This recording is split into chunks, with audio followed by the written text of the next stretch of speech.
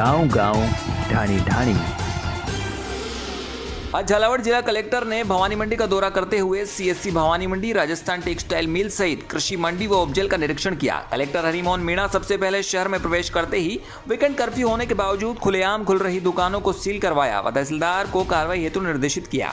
उसके बाद राजकीय कमरुद्दीन चिकित्सालय पहुंचे, जहां चिकित्सा व्यवस्थाओं का जायजा लेते हुए ज्यादा से ज्यादा टीकाकरण करने के चिकित्सा प्रभारी को निर्देश दिए। साथ ही ऑक्सीजन प्लांट की जगह चयन को लेकर जहां दोनों राजनीतिक पार्टियों चर्चा का विषय बनी हुई थी, वहीं कलेक्टर मीणा ने हॉस्पिटल परिसर में ही खाली पड़ी अनुपयोगी जगह को उपयोग में लेते हुए उस पर प्लांट बनाने के आदेश दिए। कलेक्टर मीणा ने चिकित्सा प्रभारी को कहा कि प्लांट जितना नजदीक होगा प्रेशर उतना ही अनुकूल रहेगा। उसके बाद वे सीधे आरटीएम पहुंचे, जहां टीकाकरण केंद्रों का जायजा लिया। हम आपको बता दें कि राजस्थान टेक्सटाइल मिल में 3 टीकाकरण केंद्र मिल के कर्मचारियों व अधिकारियों के लिए बनाए गए हैं, जिसमें new training centre, old training centre व क्लब हाउस में टीकाकरण किया जा रहा है। मिल से मिली जानकारी के अनुसार कुल 5000 मजदूरों में से लगभग 1000 से 1500 कर्मचारियों को टीकाकरण किया जा चुका है। वहीं ओल्ड ट्रेनिंग सेंटर की लोकेशन को लेकर कलेक्टर बोले कि सीढ़ियों से चढ़कर ऊपर जाकर टीकाकरण करना बहुत कठिन होगा। टीकाकरण करने वाले को टीकाकरण करने में परेशानी नहीं, गर्व महसूस होना चाहिए कि वो देश की स्वास्थ्य सुरक्षा में अपना महत्वपूर्ण योगदान दे रहा है। इसलिए अभी गर्मी के समय को देखते हुए टीकाकरण केंद्र ऐसी जगह बनाएं जहां वातानुकूलित कंफर्टेबल महसूस हो सके। कलेक्टर ने सुझाव देते हुए कहा कि चाहे तो आप गार्डन में भी टीकाकरण केंद्र को शिफ्ट कर सकते हैं। कृषि मंडी पहुंचकर कलेक्टर ने विभागीय अधिकारियों और मंडी व्यापारियों की बैठक ली, जिसमें मंडी में बंद पड़ी रसोई व टीन शेड के नीचे भंडारण किए माल के कारण किसानों को भरी गर्मी में आ रही परेशानियों के बारे में चर्चा हुई। अंत में कलेक्टर मीणा ने उपजेल का भी निरीक्षण कर मौके पर व्यवस्थाओं का जायजा लिया। भवानी मंडी से एसके मीडिया के लिए ब्यूरो रिपोर्ट कपिल चौहान। गांव-गांव, ढाणी-ढाणी।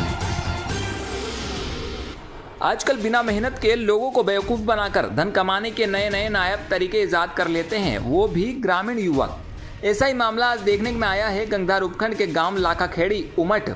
एक युवक फर्जी लाइन मैन बनकर अपने आसपास के गांव में लोगों से फर्जी वसूली कर रहा था, जिसे गंगधार पुलिस ने गिरफ्तार कर लिया है। विभाग के सहायक अभियंता संदीप जैन ने बताया कि हमें ग्रामीणों ने फोन पर सूचना दी थी कि एक व्यक्ति बिजली विभाग का अवैध वसूली कर रहा है। तब हमने इसकी जानकारी पुलिस को दी तो उन्होंने कांस्टेबल को भेज मामले को दिखवाया और गांव से उसे गिरफ्तार कर लिया। पुलिस पूछताछ में जुटी है। इस व्यक्ति के हौसले कितने बुलंद हैं कि इसने बकायदा बिजली विभाग का फर्जी ID कार्ड बना रखा है तथा मोटरसाइकिल पर ऑन ड्यूटी का पोस्टर भी चिपका रखा है, ताकि कोरोना काल में पुलिस भी नहीं रोक सके।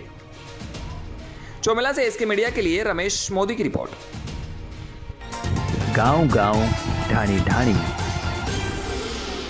रामगंज मंडी अस्पताल में चिकित्सा व्यवस्था में सुधार व चिकित्सकों की मांग को लेकर युवा शक्ति द्वारा 29वें दिन भी धरना प्रदर्शन जारी है। युवा शक्ति द्वारा उपखंड कार्यालय के सामने सुबह 10 बजे से 11 बजे तक क्रमिक धरना किया जा रहा है। इस धरने में शहर के विभिन्न सामाजिक संगठन, धार्मिक संगठन, व्यापारिक संगठन, महिला शक्ति, दिव्यांग परिषद व आमजन का समर्थन मिल रहा है और इन विभिन्न संगठनों द्वारा उपखंड अधिकारी को ज्ञापन भी दिया जा चुका है और यह सभी लोग धरने पर बैठे हैं। लेकिन सरकार और प्रशासन की ओर से ये अभी तक इस धरने को कोई महत्व नहीं दिया गया। अब युवा शक्ति ने सरकार और प्रशासन का ध्यान इस ओर दिलाने के लिए शहर के 40 वार्डों में धरना प्रदर्शन का आह्वान किया है। उसी के तहत शनिवार को शहर के विभिन्न वार्डों में कोरोना गाइडलाइंस का पालन करते हुए 3-3 के ग्रुप में 120 वार्ड निवासी धरने पर बैठे और रामगंज मंडी चिकित्सालय में सुधार व चिकित्सकों की मांग को लेकर सरकार का ध्यान इस ओर आकर्षित करने का प्रयास किया।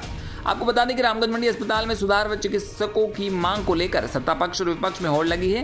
रामगंज मंडी विधायक मदन दिलावर तो कोटा कलेक्टर ऑफिस में धरने पर भी बैठ चुके हैं। वहीं स्वायत्त मंत्री शांति धारीवाल के निर्देश पर हाड़ौती विकास मोर्चा अध्यक्ष राजेंद्र सांकला भी CMHO भूपेंद्र सिंह तंवर के साथ रामगंज मंडी अस्पताल का दौरा कर चुके हैं और उसी दिन CMHO ने चिकित्सकों के डेपुटेशन को रद्द कर दिया था और चिकित्सा उपकरणों के लिए वित्तीय सहायता भी उपलब्ध करवाने का आश्वासन दिया था। वहीं अब अस्पताल में एक चिकित्सक की नियुक्ति भी हो गई है, लेकिन अभी और चिकित्सकों की नियुक्ति होना बाकी है। अस्पताल में चिकित्सकों की नियुक्ति को लेकर सत्ता पक्ष के तो वहीं विपक्ष पार्टी के लोग इसका श्रेय लेना चाहते हैं और शायद इसी कारण यहां अभी तक और चिकित्सकों की नियुक्ति नहीं हो पा रही और इसका खामियाजा रामगंज मंडी की जनता को भुगतना पड़ रहा है। उधर युवा शक्ति का कहना है जब तक चिकित्सकों की नियुक्ति नहीं होगी धरना प्रदर्शन जारी रहेगा। रामगंज मंडी से एसके मीडिया के लिए शाकिर खान की रिपोर्ट।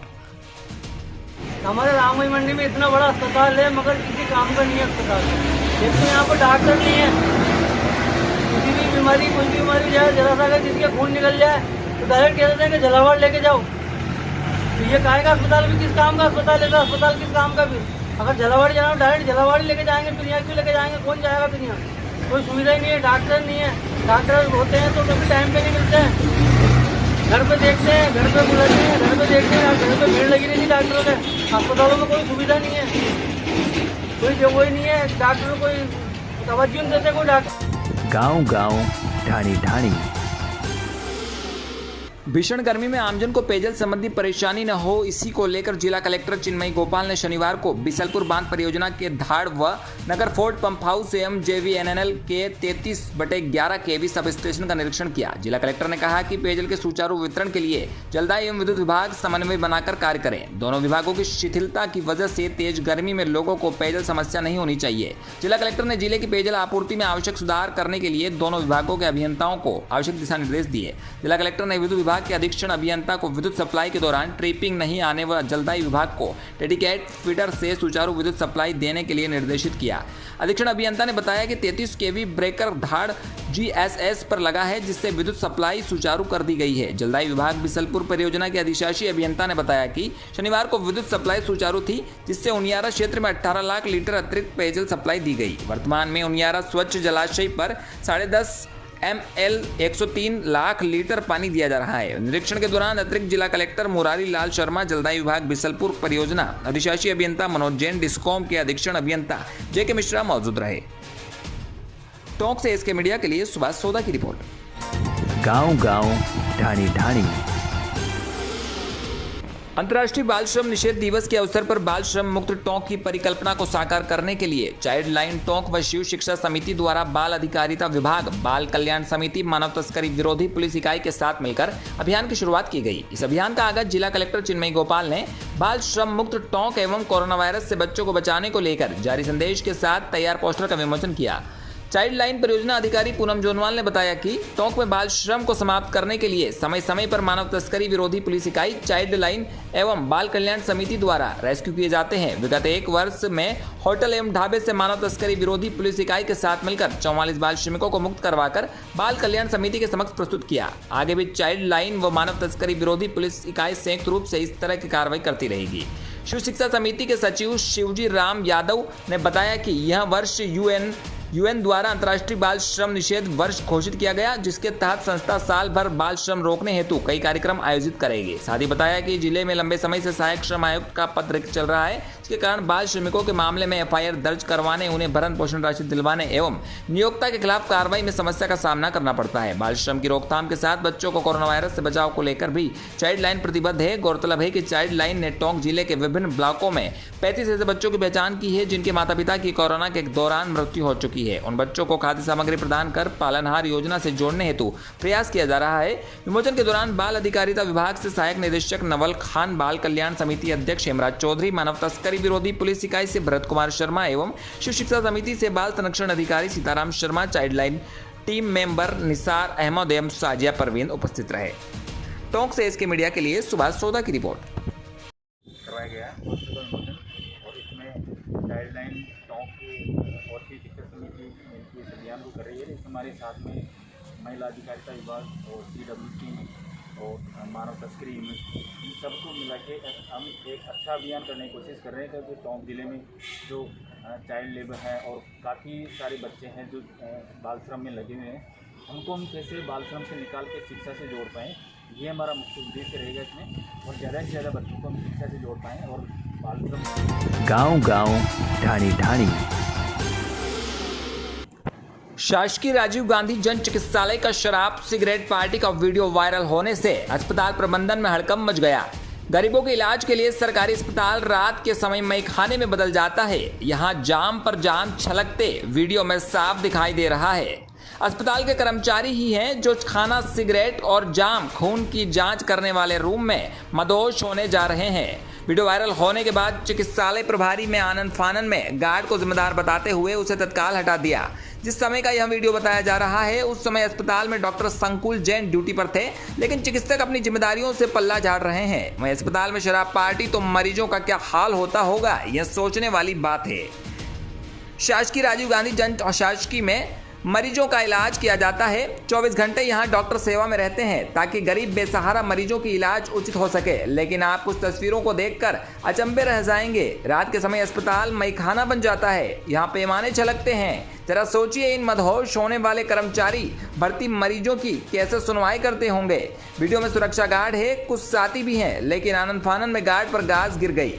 अगर सुरक्षा गार्ड पर सख्ती से पूछताछ की जाए तो पार्टी में शामिल लोग सामने आ सकते हैं, जिससे चिकित्सालय की छवि आगे धूमिल नहीं होगी। लेकिन हर बार विवादों में घिरने वाले अस्पताल छोटे कर्मचारियों पर ही कार्रवाई कर इतिश्री कर लेता है, जबकि इनकी क्या मजाल किसी बड़े की अनुमति बिना इस पार्टी को आयोजित किया जा सके। कोरोना के समय में मरीज हाल बेहाल होते जा रहे हैं। अस्पताल में मरीजों की संख्या में इजाफा हो रहा है। मरीजों के परिजन भी परेशान हैं। बार बार स्टाफ को बुलाने पर भी स्टाफ मरीजों को देखने में आनाकानी करते हैं, लेकिन जाम छलकाने वालों को जरा सी भी शर्म नहीं आई।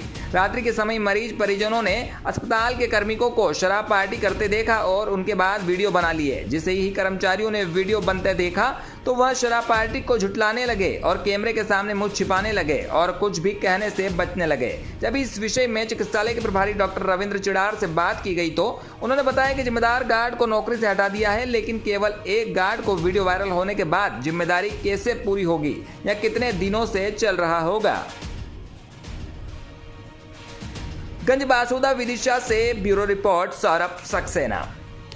होता है कि प्रथम तो यही काम है जो स्टाफ ड्यूटी पर है वहाँ पर और जो डॉक्टर ड्यूटी पर है अस्पताल में, प्रथम कर्तव्य तो उनका ही बनता है कि अगर अस्पताल में कोई अव्यवस्था हो रही है तो उसको सुधारें। अगर उनकी हद के बाहर है तो वो प्रभारी को या अपने हेड को उसके लिए कर सकता है। छोटी छोटी चीज़ें होती हैं जो वहीं पर देखी जाती हैं। अब जैसे मान के चलिए कि कुछ स्ट्रेचर्स अगर अस्पताल में हैं, वो वार्ड के अंदर पड़े हुए हैं, तो वो जो डॉक्टर है वो स्वयं कह सकते हैं हमारे वार्ड बॉय के लिए, भाई स्ट्रेचर आप बाहर लेकर आइए। इसके लिए कोई हेड ऑफ द डिस्ट्रीब्यूट को तो फोन नहीं लगाया जाएगा। अगर कहीं गंदगी दिख रही है और स्वीपर वहाँ पे उपलब्ध है आपके पास, तो ड्यूटी डॉक्टर कह सकता है कि आप यहाँ पे सफाई कीजिए। तो ये सब जो व्यवस्थाएं होती हैं ड्यूटी पे तैनात डॉक्टर की ही होती हैं। बाकी केवल मरीज का ट्रीटमेंट करना या उसके लिए पर्ची लिखना, तो इस तरह से पल्ला झाड़ लेना है व्यवस्थाओं से ये ठीक नहीं है। बाकी हिदायत दी जाएगी इन लोगों के लिए। गाँव-गाँव, ढाणी-ढाणी। टोंक जिले के Uniara Gulabpura national highway 148D पर काशपुरिया के पास देर रात्रि को बाइक एवं पिकअप की टक्कर से राजेंद्र कुमार धाकड़ गंभीर घायल हो गया। सड़क दुर्घटना में हुए गंभीर घायल को नेनवा चिकित्सालय में भर्ती कराया गया, जहां पर इलाज के दौरान राजेंद्र कुमार धाकड़ ने दम तोड़ दिया। जानकारी के अनुसार शुक्रवार देर रात्रि के समय राजेंद्र कुमार धाकड़ उम्र 31 पुत्र जगदीश धाकड़ निवासी पलाई किसी आवश्यक कार्य से मोटरसाइकिल से नेनवा की तरफ जा रहा था और नेनवा की तरफ से तेज रफ्तार से पिकअप आ रही थी। इसी दौरान काशपुरिया के पास अचानक मोटरसाइकिल एवं पिकअप की भिड़ंत में राजेंद्र गंभीर घायल हो गया, जिसकी सूचना नेनवा पुलिस थाने को दी गई। सूचना पर पुलिस मई जाप्ते मौके पर पहुंची तथा घायल को नेनवा चिकित्सालय में भर्ती कराया गया, जहां पर गंभीर घायल ने इलाज के दौरान दम तोड़ दिया। पुलिस ने मामला दर्ज कर तथा पोस्टमार्टम करा शव परिजनों को सुपुर्द कर दिया है। पलाई कस्बे में अचानक सड़क दुर्घटना में हुई राजेंद्र की मौत से परिवार में कोहराम मच गया तथा परिवार का इकलौता प्यारा चिराग भी बुझ गया। मृतक परिवार में पीछे पत्नी कौशल्या उम्र 28 वर्ष, पुत्र राजीव उम्र 7 वर्ष, पुत्री हीना उम्र 5 वर्ष को राम भरोसे छोड़कर चला गया। मृतक का परिवार मेहनत मजदूरी कर अपना पालन पोषण कर रहा था, लेकिन रात्रि के समय सड़क दुर्घटना में अचानक इकलौते पुत्र की मौत से परिवारजनों पर दुखों का पहाड़ टूट पड़ा। वहीं कस्बे में नौजवान की मौत से चारों तरफ शोक की लहर दौड़ गई। नेनवा एसआई लांदू सिंह ने बताया कि रात के समय युवक पलाई की तरफ से आ रहा था। नेनवा की तरफ से तेज गति से आ रही पिकअप की टक्कर लगी। इसके बाद जानकारी के अनुसार पिकअप ड्राइवर की ही हॉस्पिटल में लेकर आया और भर्ती करवाने के बाद फरार हो गया। एसआई ने बताया कि पिकअप नेनवा निवासी की थी। प्रथम दृष्टि मौत सिर में चोट लगने से हुई है। परिवारजनों ने भी थाने में पिकअप ड्राइवर के खिलाफ मुकदमा दर्ज करवाया गया। पुलिस द्वारा इस मामले में अनुसंधान किया जा रहा है। टोंक से एसके मीडिया के लिए सुभाष सोदा की रिपोर्ट। गाँव-गाँव, ढाणी-ढाणी। एसडीएम गरोड व अपर कलेक्टर मंदसौर आरपी वर्मा ने भैंसुदा मंडी की अवैध व अविकसित कॉलोनियों की जांच हेतु तहसीलदार राकेश यादव व सीएमओ सुरेश यादव को पत्र जारी कर आदेशित किया है। एक तरफ जहां प्रदेश में शिवराज सरकार भूमाफियाओं, अवैध कॉलोनाइजरों व अतिक्रमणकारियों के खिलाफ लगाम कसने के लिए लगातार अभियान चला रखी है, वहीं मध्य प्रदेश के उज्जैन संभाग की सबसे बड़ी नवगठित नगर परिषद भैंसुदा के भैंसुदा मंडी में अधिकतर कॉलोनियां लंबे समय से कॉलोनाइजरों की लापरवाही व प्रशासन की अनदेखी के चलते अनडेवलपमेंट का शिकार हो रही है। वहीं जगह जगह सरकारी जमीनों पर लगातार बढ़ रहे कब्जों के कारण सरकारी जमीनें अवैध व आधारहीन तरीके से निजी संपत्तियों में तब्दील होती जा रही। कॉलोनाइजरों द्वारा कॉलोनियों को टाउन एंड कंट्री प्लानिंग में तो काटा गया, पर पीएनसीपी के नियम व शर्तों के अनुसार इनको पूर्ण विकसित नहीं किया गया, जहां इनमें कॉलोनाइजरों द्वारा रोड व नालियां नहीं बनने से रहवासी मूलभूत सुविधाओं से पिछड़ रहे हैं। खैर, पूर्व में भी पंचायत कार्यकाल में आबादी रिकॉर्ड में नहीं होने के बावजूद भी इन कॉलोनियों में जनहित के उद्देश्य से कुछ मूलभूत सुविधाएं दी गई थी, परंतु पर्याप्त सुविधाएं नहीं होने के चलते नालियों की निकासी का गंदा पानी खाली प्लाटों में जमा होने से जलभराव सहित अनेकों समस्याएं बढ़ रही है। पंचायत से परिषद बनने के बाद तक भैंसोदा मंडी की अधिकतर कॉलोनियों का कॉलोनाइजरों द्वारा हस्तांतरण नहीं करने के कारण रिकॉर्ड तक नहीं है, जिसके चलते 1 दर्जन कॉलोनियों में 12 से ज्यादा सरकारी पार्क हैं जो आज तक नहीं बन पाए। अभी देखना दिलचस्प होगा कि आखिर एसडीएम आरपी वर्मा द्वारा जांच के आदेश जारी करने के बाद भी जिम्मेदार अधिकारी कब तक सुध ले पाते हैं। भैंसोदा मंडी से एसके मीडिया के लिए ब्यूरो रिपोर्ट कपिल चौहान। नाम बदल चुका है लेकिन भैंसोदा मंडी और भैंसोदा में कई सारे अतिक्रमण जो है आए दिन होते जा रहे हैं। भूमाफियाओं की जो नज़र है शासकीय भूमि पर है और साथ ही कई ऐसी कॉलोनियां हैं जो अनडेवलपमेंट का शिकार है। शासन को हस्तांतरित नहीं कराने के चलते उनमें जो मूलभूत सुविधाएं हैं वो भी अभी तक नहीं है। आने वाली वर्षा ऋतु को लेकर काफ़ी सारी समस्याएं जो इन सब चीज़ों को लेकर उत्पन्न होने वाली है। देखिए, जहाँ तक आपने इसमें अतिक्रमण और इसकी बात करी, तो जो शासकीय भूमियाँ हैं, जैसे भैंसोदा भवानी मंडी के बीच में जो रोड पड़ता है, लाइन के फाटक के उस पार, फाटक के इस पार, ठेठ से ठेठ तक जो है, अगर यहाँ भैंसोदा से निकलें तो राइट हैंड के साइड से चले चलो, फाटक पार कर लो और भैंसोदा मंडी पहुँच जाओ पोस्ट ऑफिस के सामने।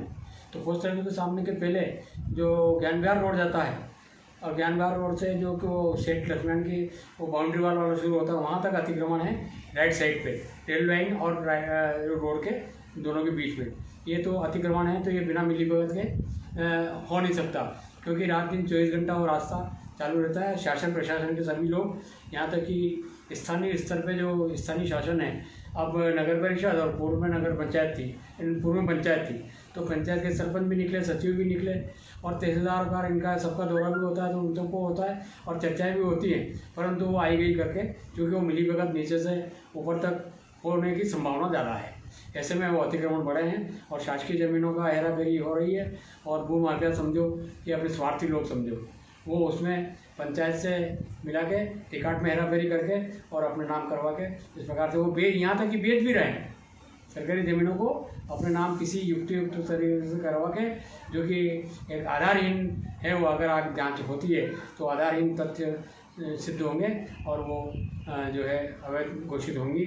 ऐसी ज़मीनें वो रजिस्ट्री में निरस्त होगी, नामांतरण में निरस्त होंगे और कर्ता जो होगा जिसने सर्टिफिकेट जारी किए होंगे ऐसा जिससे रजिस्ट्री हो सकती है उसके आधार को, उसको लेकर वो आगे जाके कानूनी रूप से ये होंगे। इसमें कई उदाहरण मिलेंगे आपको, जैसे कि पिपले मंडी नगर पंचायत में पुरानी ज़मीनें थी जो नगर पंचायत को हैंड ओवर हुई, ऐसी से गंडेरीवाल की उसकी लीज वाली ज़मीनें थी, ऐसे आगर में लीज वाली ज़मीनें थी, आगर जो जिला बना नया वो जो है उसमें भी लीज वाली ज़मीनें थी जो इनको जैसे कि कपास की खेती वालों को दिया गया था जीन के नाम से, जिनिंग प्रेस के नाम से। अपने यहाँ भी जिनिंग प्रेस है, ये भी जो है संभवतया मेरे नॉलेज से जिनिंग प्रेस निश्चित रूप से लीज की भूमि होना चाहिए और जिनिंग प्रेस से के कारण और भी भूमियाँ जो है इसको किसान नहीं करने के लिए कि जिनिंग प्रेस चले इसलिए और दी गई होगी, वो भी जो है लीज की है। पर वो लीज एक लंबा अवधि हो गई, इसको समझने के लिए गवर्नमेंट के लैंड रेवेन्यू रिकॉर्ड कमिश्नर जो है ग्वालियर तक जाना पड़ा है और उसके जरिए छानबीन करे तो वो स्पष्ट होगा। बहरहाल जो सरकारी वर्तमान में जो अतिक्रमण है वो पूर्ण रूप से अवैध है। जो भले वो उनने शासकीय आवास बना लिया हो, शासकीय आवास से मेरा मतलब प्रधानमंत्री आवास या मुख्यमंत्री आवास जो शासन से एड मिलती है 2-3 लाख रुपया जो भी मिलती है, उस पर अगर बने हैं तो या तो राजस्व विभाग ने पट्टे दिए हैं या पंचायत ने किसी युक्ति से उनके नाम किए हैं, और उनकी अगर गहराई से जांच हो तो नियमानुसार एक भी वैध नहीं निकले। और कॉलोनी का जहाँ तक सवाल है तो कॉलोनी जो है जहाँ तक मेरी मोटी जानकारी है नगर ग्राम नगर निवेश इसका कार्यालय है उसी नीमच जो मंदसौर जिला में डील करता है, तो उसमें नक्शा पास होने के बिना जो है कॉलोनी कट नहीं सकती है। उसको पहले जो है यहाँ से एसडीएम कार्यालय से वो उसका ये होता है डाइवर्शन के बाद फिर वहाँ नक्शा जाता है और नक्शा वहाँ से पारित होता है तो शर्तों के साथ होता है। उसमें जो है डेवलपमेंट चार्ज का उल्लेख होता है। वो चार्ज की रेट मुझे नहीं मालूम, पर वर्ग फीट के मान से कुछ समथिंग रेट है जो स्थानीय इकाई सरकारी इकाई में, जैसे पंचायत या नगर पंचायत में वो वर्ग फीट के मान से जमा करना चाहिए कॉलोनाइजर को, और वो जो है विकास करना चाहिए। अन्यथा जो वो सड़क, नाली, बिजली और ये स्वास्थ्य सुविधाएँ, शिक्षा की, ये सारी सुविधाएँ उसी में सम्मिलित हैं जो वहाँ शून्य है। और ये किसी के द्वारा आज तक विकास शुल्क मेरे ख्याल से पंचायत में और नगर परिषद तो कल बनी है, कल का मतलब निकट भविष्य 2020 में, तो ग्राम पंचायत में आज तक विकास शुल्क इन कॉलोनी वालों ने तो जमा नहीं किया। ऐसे लाखों करोड़ों रुपए इन पर क्यों हो सकते हैं जिनसे विकास होना स्वाभाविक है। और ये जो विकास हो चुका है, पंचायत कर चुकी है, तो ये तो वोट कास्ट है। अपने वोट कमाने के लिए उनको ये भी ध्यान नहीं कि अगर इसकी जांच होती तो गहराई से कि इनमें हमें निर्माण काम करने की लिए वैधता भी है कि नहीं है, ये सब चीज़ें अलग है। सरकार का नजरिया है, अगर जनता को सुविधा दी भी है तो उसमें कोई इसमें मुझे ज़्यादा आपत्ति नहीं है।